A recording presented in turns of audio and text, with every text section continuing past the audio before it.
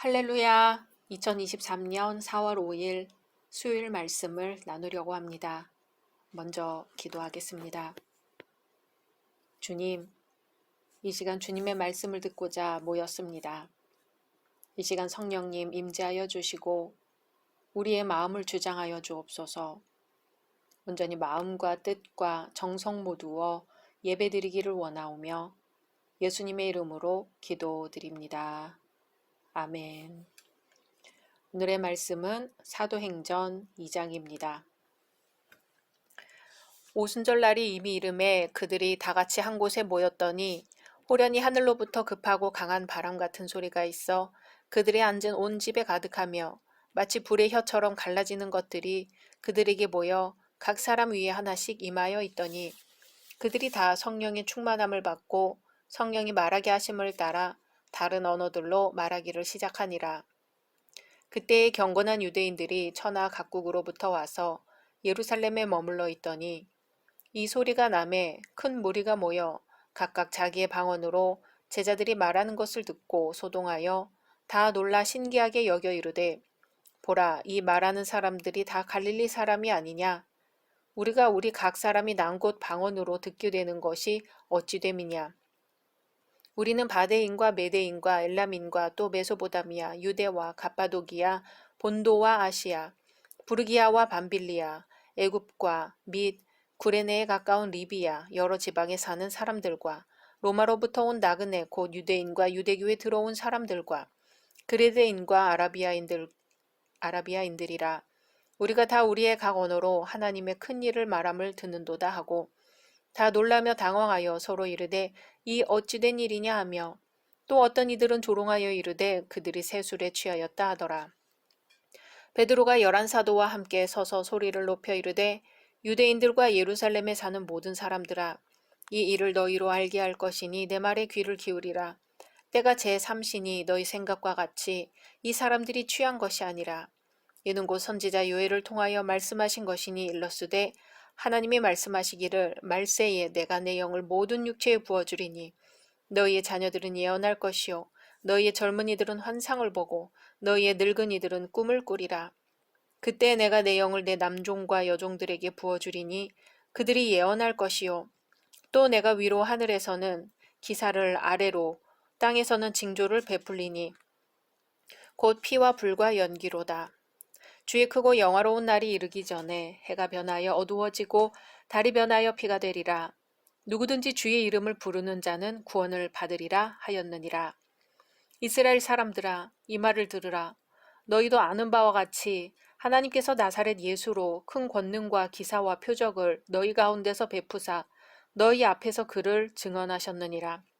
그가 하나님께서 정하신 뜻과 미리 아신 대로 내준 바 되었거늘 너희가 법 없는 자들의 손을 빌려 못 박아 죽였으나 하나님께서 그를 사망의 고통에서 풀어 살리셨으니 이는 그가 사망에 매여 있을 수 없었음이라. 다윗이 그를 가리켜 이르되 내가 항상 내 앞에 계신 주를 배웠으며 나로 요동하지 않게 하기 위하여 그가 내 우편에 계시도다. 그러므로 내 마음이 기뻐하였고 내 혀도 즐거워하였으며 육체도 희망에 거하리니 이는 내 영혼을 음부에 버리지 아니하시며 주의 거룩한 자로 썩음을 당하지 않게 하실 것이미로다. 주께서 생명의 길을 내게 보이셨으니 주 앞에서 내게 기쁨이 충만하게 하시리로다 하였으므로 형제들아 내가 조상 다윗에 대하여 담대히 말할 수 있노니 다윗이 죽어 장사되어 그 묘가 오늘까지 우리 중에 있도다. 그는 선지자라 하나님이 이미 맹세하사 그 자손 중에서 한 사람을 그 위에 앉게 하리라 하심을 알고 미리 본고로 그리스도의 부활을 말하되 그가 음부에 버림이 되지 않고 그의 육신이 썩음을 당하지 아니하시리라 하더니 이 예수를 하나님이 살리신지라 우리가 다 이 일의 증인이로다. 하나님의 오른손으로 예수를 높이심에 그가 약속하신 성령을 아버지께 받아서 너희가 보고 듣는 이것을 부어 주셨느니라. 다윗은 하늘에 올라가지 못하였으나 친히 말하여 이르되 주께서 내 주에게 말씀하시기를 내가 내 원수로 내 발등상이 되게 하기까지 너는 내 우편에 앉아 있으라 하셨도다 하였으니 그런즉 이스라엘 온 집은 확실히 알지니 너희가 십자가에 못 박은 이 예수를 하나님이 주와 그리스도가 되게 하셨느니라 하니라. 그들이 이 말을 듣고 마음에 찔려 베드로와 다른 사도들에게 물어 이르되 형제들아 우리가 어찌할꼬 하거늘 베드로가 이르되 너희가 회개하여 각각 예수 그리스도의 이름으로 세례를 받고 죄 사함을 받으라. 그리하면 성령의 선물을 받으리니 이 약속은 너희와 너희 자녀와 모든 먼데 사람 곧 주 우리 하나님이 얼마든지 부르시는 자들에게 하신 것이라 하고 또 여러 말로 확증하며 권하여 이르되 너희가 이 패역한 세대에서 구원을 받으라 하니 이 말을 받은 사람들은 세례를 받음에 이 날에 신도의 수가 3천이나 더하더라. 그들이 사도의 가르침을 받아 서로 교제하고 떡을 떼며 오로지 기도하기를 힘쓰니라. 사람마다 두려워하는데 사도들로 말미암아 기사와 표적이 많이 나타나니 믿는 사람이 다 함께 있어 모든 물건을 서로 통용하고 또 재산과 소유를 팔아 각 사람의 필요를 따라 나눠주며 날마다 마음을 같이하여 성전에 모이기를 힘쓰고 집에서 떡을 떼며 기쁨과 순전한 마음으로 음식을 먹고 하나님을 찬미하며 또 온 백성에게 칭송을 받으니 주께서 구원받는 사람을 날마다 더하게 하시니라. 아멘. 오늘은 오순절 성령 강림이라는 제목으로 말씀 나누려고 합니다. 오순절 날이 이름에 오순은 50이라는 뜻이고 주님이 부활하신 지 50일째 되었다 해서 오순절입니다. 사도행전의 기록으로는 예수님이 부활하시고 40일 동안 사도들과 많은 이들에게 보이시고 승천하셨는데 그 후 제자들이 기도하던 중 열흘 만에 바로 이 오순절에 성령 강림 사건이 일어납니다. 유대인에게 오순절은 유월절, 초막절과 함께 3대 절기로 민족적 최대 축제일입니다. 이스라엘 백성들은 나라를 잃었지요. 여러 우여곡절 끝에 나라 없이 지내는 시간이 1948년까지 이어져 오잖아요. 그래서 유대인들은 이 민족적인 3대 절기에는 그 어디에서 살던지 수주일간 배를 타고 오던지 또는 걸어서 혹은 낙타를 타고서 예루살렘 순례길에 올라 자신들의 민족적, 종교적 정체성을 확인하곤 했습니다. 순례 인파는 거의 50만에 가까울 정도로 어마어마한 숫자였지요. 자신이 나고 자란 고향의 언어가 그리스어나 라틴어 또 다른 토속어를 쓸지라도 자신들은 유대인으로서 유대교를 믿는 한 민족이라는 정체성을 갖고 있었습니다. 바로 이 유대인의 축제 오순절에 예수님의 제자들 120명이 다락방에서 기도하고 있었습니다. 호련히 하늘로부터 급하고 강한 바람 같은 소리가 있어 그들이 앉은 온 집에 가득하여 마치 불의 혀처럼 갈라지는 것들이 그들에게 보여 각 사람 위에 하나씩 임하여 있더니 그들이 다 성령의 충만함을 받고 성령이 말하게 하심을 따라 다른 언어들로 말하기를 시작하니라. 아멘. 다락방 문이 열리고 사람들이 이상한 소리로 말하기 시작합니다. 사람들은 너무 놀라 소동하며 이 어찌된 일인가 하며 당황했고 새술에 취했다 하며 술 취한 것으로 보기도 했습니다. 한 사람이 나와서 갈릴리 방언으로 뭔가 말을 하기 시작합니다. 놀라서 쳐다보니 예수님에 대한 이야기를 하는 거죠.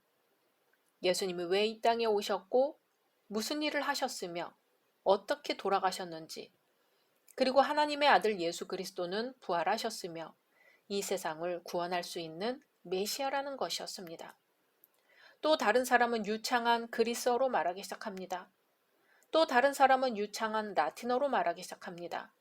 어떤 사람은 이집트어로 어떤 사람은 페르시아어로 예수님에 대해 이야기하기 시작합니다.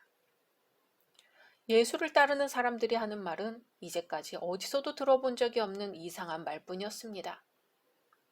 군중들이 다락방에서 나온 제자들이 술 취했다고 소문이 돌자 베드로가 나서서 예수님에 대해 선포합니다. 여러분, 우리는 술에 취하지 않았습니다. 지금은 9시도 되지 않은 아침입니다.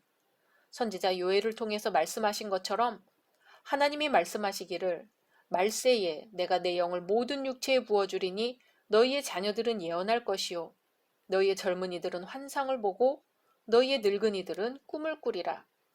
그때에 내가 내 영을 내 남종과 여종들에게 부어주리니 그들이 예언할 것이요 누구든지 주의 이름을 부르는 자는 구원을 받으리라 하셨습니다. 베드로는 이 말씀을 시작으로 예수님이 왜 이 땅에 오셨고 무슨 일을 하셨으며 어떻게 돌아가셨는지에 대해 자세히 설명합니다. 그리고 더 확신에 차서 예수님이 다시 살아나서 직접 나타나셨고 이 세상을 구원할 메시아라고 선포합니다. 그때 군중 속에서 한 사람이 마음에 찔려 베드로와 다른 사도들에게 묻습니다. 이 일을 어찌하면 좋겠습니까? 우리가 무엇을 해야 합니까? 베드로가 대답합니다. 회개하고 예수 그리스도의 이름으로 세례를 받으시오. 예수님의 제자들은 오순절에 예수 그리스도를 세상에 담대하게 선포하므로 사람들이 이제는 제자라 부르지 않고 사도라 부르기 시작합니다.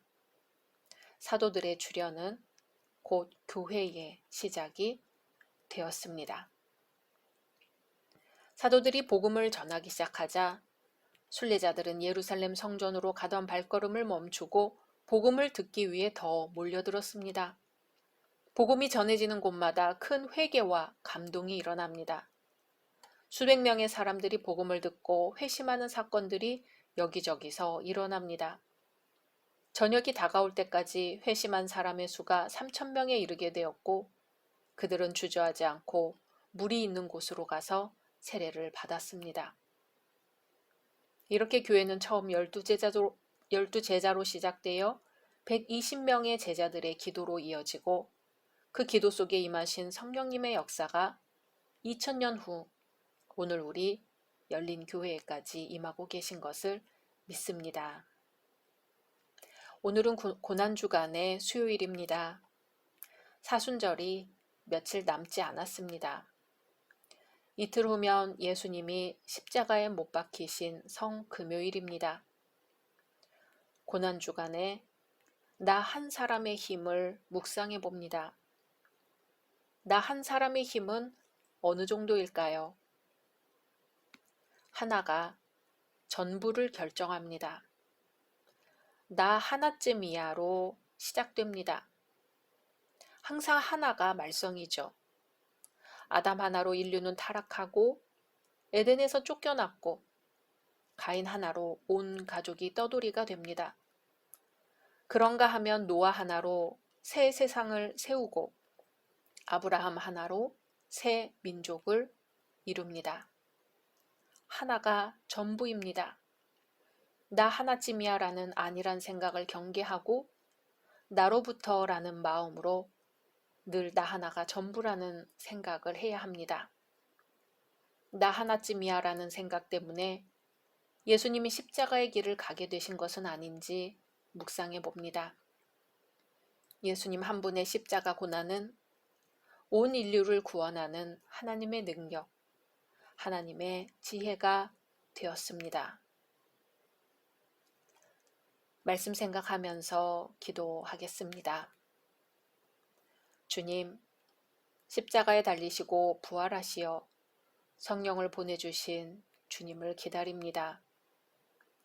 나 한 사람의 범죄가 우리 교회 공동체 전부의 범죄가 되지 않게 하옵소서.